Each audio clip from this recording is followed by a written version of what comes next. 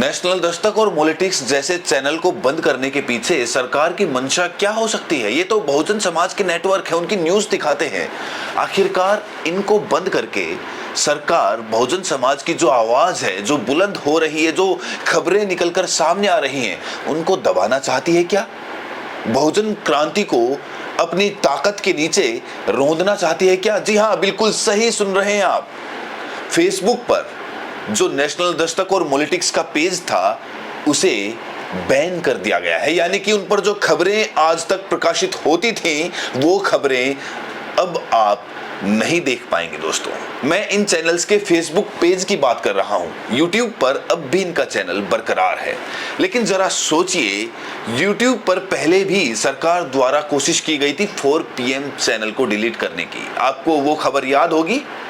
बकायदा डिलीट कर दिया गया था। चैनल 4 PM का चैनल यूट्यूब से गायब हो गया था। लेकिन जब 4 PM के मालिक ने यूट्यूब से बात की और उन्हें बताया कि उन्होंने किसी भी कम्युनिटी गाइडलाइन का उल्लंघन नहीं किया है, तो फिर से उनका चैनल रिस्टोर कर दिया गया था।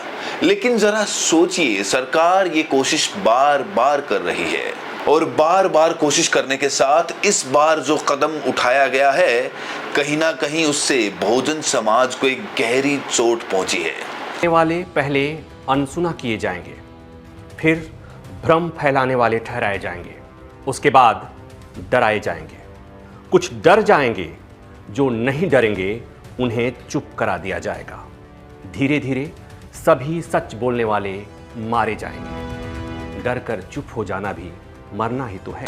क्योंकि गोदी मीडिया, मेन स्ट्रीम मीडिया वो खबरें नहीं दिखाता जो खबरें बहुजन समाज से जुड़ी हुई होती हैं, जो देश हित में होती है, जो लोकतंत्र और संविधान बचाने के लिए रामबाण साबित होती हैं। वो खबरें मेन स्ट्रीम मीडिया, गोदी मीडिया हमेशा से दबाता रहा है। और वही खबरें नेशनल दस्तक के शंभू कुमार सिंह हो, चाहे पॉलिटिक्स हो, दोनों चैनल लगातार वो आवाज उठाते रहे हैं। और ये कोई आम पत्रकार नहीं थे, ये वही पत्रकार हैं जिन्हें मेन स्ट्रीम मीडिया में कोई खास जगह नहीं मिल पाई थी, लेकिन सोशल मीडिया पर इनकी आवाज को लोगों ने पसंद किया। बहुजन समाज ने इनके चैनल को सब्सक्राइब किया और लगातार इनकी खबरों को प्रोत्साहन मिलता रहा। और आज नेशनल दस्तक हो या फिर पॉलिटिक्स, दोनों चैनल काफी बड़ी संख्या में, नेशनल दस्तक के तो तकरीबन 8 मिलियन सब्सक्राइबर हैं और वहीं पर पॉलिटिक्स के भी काफी अच्छे सब्सक्राइबर हैं।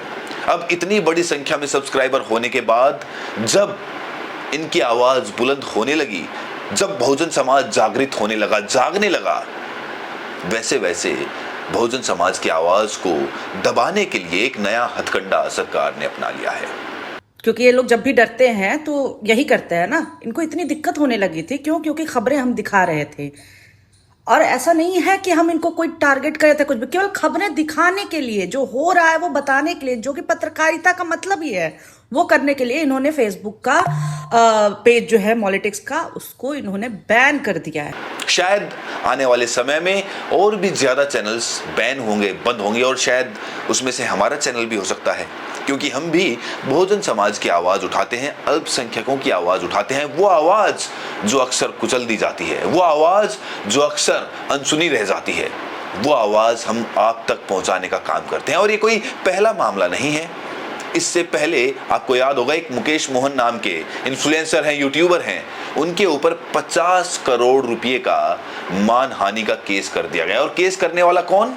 नितिन गडकरी। क्यों?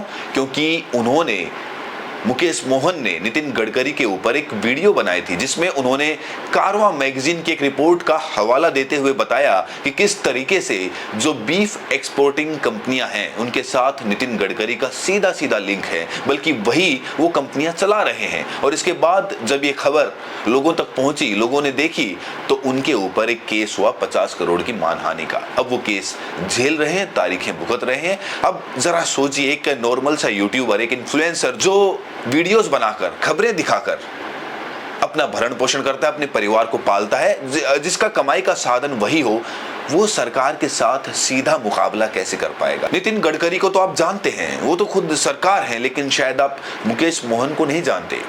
वो लगातार वो आवाज उठाते रहे जो आवाज अक्सर पिछले पायदान पर पड़ी रह जाती है, और उनका खामियाजा उन्हें इस तरह से भुगतना पड़ रहा है कि उन्हें कोर्ट में तारीखें भुगतनी पड़ रही हैं। और इस मामले में जो भी रिजल्ट होगा, आप जानते हैं कि सरकार है और सरकार से लड़ना कोई आसान काम नहीं होता है। सरकार के पास सब रिसोर्सेज उपलब्ध होते हैं, हर तरीके की पावर होती है, ताकत होती है, लेकिन वहीं पर एक नॉर्मल यूट्यूबर, इन्फ्लुएंसर, जब इनसे सरकार सीधा सीधा भिड़ने लग जाए तो सवाल मन में ये उठता है कि क्या भारत भी नॉर्थ कोरिया वाले रास्ते पर चल पड़ा है। जिस तरह से किम जोंग अपने यहाँ सिर्फ वही खबरें प्रकाशित करवाता है जो उसके हित में होती हैं, उसके खिलाफ जो भी खबरें होती हैं उस देश से बाहर नहीं आ पाती, बल्कि उस देश में भी नहीं चलाई जा सकती हैं। क्यों? क्योंकि वहां पर तानाशाही की सरकार है। लेकिन भारत में तानाशाही की सरकार नहीं है। भारत एक लोकतांत्रिक देश है, भारत एक धर्मनिरपेक्ष देश है। यहाँ पर आजादी के लिए सभी ने अपना बलिदान दिया है, चाहे फिर वो हिंदू हो, सिख हो, मुसलमान हो। इसीलिए भारत एक धर्मनिरपेक्ष लोकतांत्रिक देश रहा है और यहाँ पर जो सरकार चलती है, जो देश चलता है, वो संविधान से चलता है। लेकिन इस तरीके से जो सरकार कदम दर कदम उठा रही है, उससे संविधान और लोकतंत्र को कमजोर करने का काम किया जा रहा है। कोई भी उन्हें वार्निंग नहीं दी जाती है, कोई भी ऐसी पेशकश नहीं की जाती कि आप ये वीडियो हटा लीजिए, हम आपके चैनल को कोई भी क्षति नहीं पहुंचाएंगे। और हालांकि आप जानते हैं नेशनल दस्तक किस तरीके की पॉलिटिक्स, किस तरीके की जो न्यूज़ है वो प्रकाशित करता है। उनकी खबरें तथ्यों पर आधारित रहती हैं। और जहां पर नितिन गडकरी ने मुकेश मोहन पर जो केस किया है, उस केस में भी, उस रिपोर्ट में भी, उस न्यूज़ में भी मुकेश मोहन ने कारवां की जो मैगजीन है उसमें रिपोर्ट प्रकाशित हुई थी और उसी रिपोर्ट को उन्होंने दोबारा से न्यूज़ बनाकर अपने चैनल पर डाला था। अब नितिन गडकरी कारवां को कुछ नहीं करते हैं, उनके ऊपर कोई मानहानि का मुकदमा नहीं करते, लेकिन मुकदमा करते हैं मुकेश मोहन के ऊपर। क्यों? क्योंकि मुकेश मोहन एक नॉर्मल, एक साधारण पत्रकार हैं। उनके पास उतने रिसोर्सेज नहीं है, अच्छे वकील नहीं है। कारवां एक बड़ी मैगजीन है, वो सरकार को सीधी टक्कर दे सकती है, इसीलिए उसको तो चैलेंज नहीं किया गया। मुकेश मोहन को, बहुजन पत्रकार को चैलेंज किया गया। यूनियन मिनिस्टर नितिन गडकरी ने एक इन्फ्लुएंसर मुकेश मोहन पर 50 करोड़ रुपए का डिफेमेशन केस फाइल किया है। इस पर एफआईआर दर्ज करवाई गई है और इसके फोन को भी जब्त करवा लिया गया है। और जानते हो क्या कसूर है मुकेश का? कि इसने एक न्यूज आर्टिकल को अपने वीडियो में पढ़ दिया। द कैरेवन मैगजीन की ये रिपोर्ट जो बताती है कि गडकरी परिवार के बिजनेस एम्पायर के बीचों बीच बैठी है एक बीफ एक्सपोर्टिंग कंपनी। सही सुना आपने दोस्तों, कंपनी का नाम है रेम्बल एग्रो एंड फूड्स। ये कंपनी बीफ एक्सपोर्ट करती है यूएई, वियतनाम, ओमान जैसे देशों में। और इस कंपनी का डायरेक्ट कनेक्शन है गडकरी परिवार की इथेनॉल बनाने वाली कंपनी से, सीएन एग्रो इंडस्ट्रीज। इसकी बात मैंने इथेनॉल स्कैम वाले वीडियो में भी करी थी। इस कंपनी के मैनेजिंग डायरेक्टर नितिन गडकरी के बेटे निखिल गडकरी हैं और रेम्बल के एमडी पहले इस सीएन एग्रो के डायरेक्टर थे। इस बीफ एक्सपोर्टिंग कंपनी को बड़े बड़े लोन्स मिले हैं कोऑपरेटिव बैंक से, जिस बैंक की डायरेक्टर नितिन गडकरी की खुद की पत्नी है। और सुनो, दुबई के गल्फ फूड फेस्टिवल में खुद नितिन गडकरी रेम्बल से जुड़ी कंपनी मिथिर के स्टॉल पर गए थे। फोटोज में मिनिस्टर हंसते हुए दिख रहे हैं, लेकिन स्टॉल पर लगे मीट लोगोस को बड़े केयरफुली हटाया गया है। ये पूरी रिपोर्ट कैरेवन मैगजीन में छपी है और इसे इन्वेस्टिगेट करने का क्रेडिट जाता है उनके जर्नलिस्ट को। लेकिन जानते हो क्या, नितिन गडकरी ने कैरेवन मैगजीन पर कोई डिफेमेशन केस।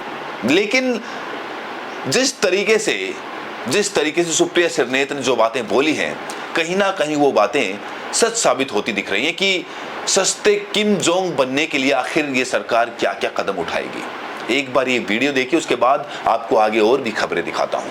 इस देश के महाडरपोक प्रधानमंत्री की कायर सरकार ने आज पॉलिटिक्स, नेशनल दस्तक और राजीव निगम जैसे, उनके तो करे, उनके जैसे बहुत सारे लोगों के फेसबुक पेज बंद कर दिए। कुछ लोग तो इसमें सटायर और कॉमेडी करते थे, इतने डरते हैं प्रधानमंत्री जी। पर आपको किस बात का डर है? आपको यही डर है ना कि जो सवाल आपका मेन स्ट्रीम मीडिया का चरण चुंबक नहीं पूछ रहे हैं, उन सवालों को उठाने का, आपको आईना दिखाने का काम कुछ निर्भीक पत्रकार कर रहे हैं। आप उनके सवालों का जवाब नहीं दे पा रहे तो आप उनके अकाउंट बंद करा दे रहे हैं। अरे जितने अकाउंट आप बंद करिएगा, जितने हैंडल आप सस्पेंड करिएगा, जितना कंटेंट आप डिलीट कराइएगा, जितने लोगों की आवाज को आप बंद करिएगा, आप बार बार और साफ तौर पर यह प्रमाण दे रहे हैं कि आप कॉम्प्रोमाइज्ड हैं और आपको ब्लैकमेल करके देश विरोधी काम कराए जा रहे हैं। और ये जो आपके रील मंत्री है ना, जिनके आदेश पर ये सब हो रहा है, अश्विनी वैष्णव जी, ये आपकी नैया पार नहीं लगा रहे हैं, ये आपकी नैया को और डुबो रहे हैं।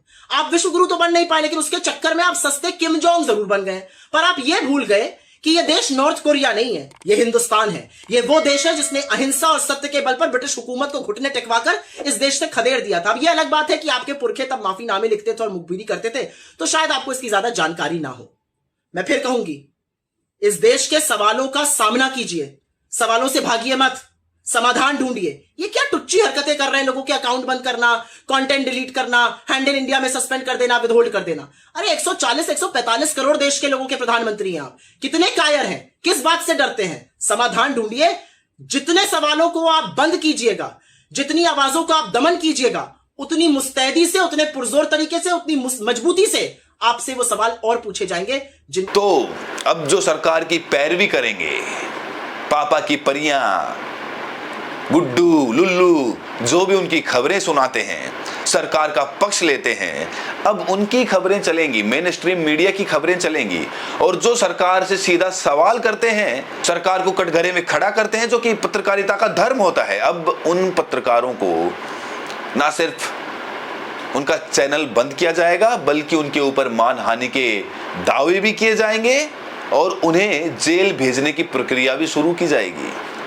और जिस तरीके से बहुजन मिशन, बहुजन आंदोलन पिछले कुछ सालों में जिस तरीके से मजबूत हुआ था, काफी प्रयासों के बाद आप जानते हैं कि इस यज्ञ में सिर्फ एक व्यक्ति की आहुति नहीं है, बहुत सारे लोगों ने इस क्रांति को आगे बढ़ाया है, चाहे फिर वो तथागत गौतम बुद्ध हो, बाबा साहेब हो, काशीराम हो, बहुत सारे बहुजन महापुरुष आते रहे और इस आंदोलन को आगे बढ़ाते रहे। लेकिन बहुजन पत्रकार इसमें एक अहम योगदान देते रहे हैं और उस अहम योगदान को इस तरीके से कुचला जा रहा है, इस तरीके से उसका सिला दिया जा रहा है सरकार के द्वारा।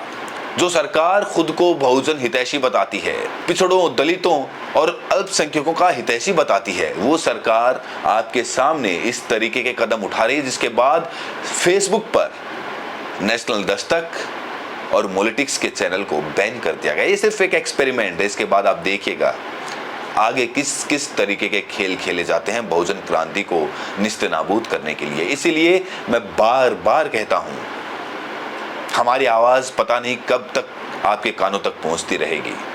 जब तक पहुंचती है तब तक इन खबरों को शेयर करिए, अपने समाज को उस हकीकत से रूबरू कराइए, उस सच को दिखाइए, उस सच को पहुंचाइए कोने कोने तक, जिस सच को सरकार दबाने की कोशिश कर रही है। यही आपका सबसे बड़ा योगदान होगा। सिर्फ 1 सेकंड लगता है, 5 लोगों को व्हाट्सएप पर शेयर हो जाती है। व्हाट्सएप पर शेयर करिए, लोगों को बताइए, दिखाइए और साथ में ये भी बताइए कि आप ये वीडियो देश के किस कोने से देख रहे हैं। बहुत बहुत शुक्रिया।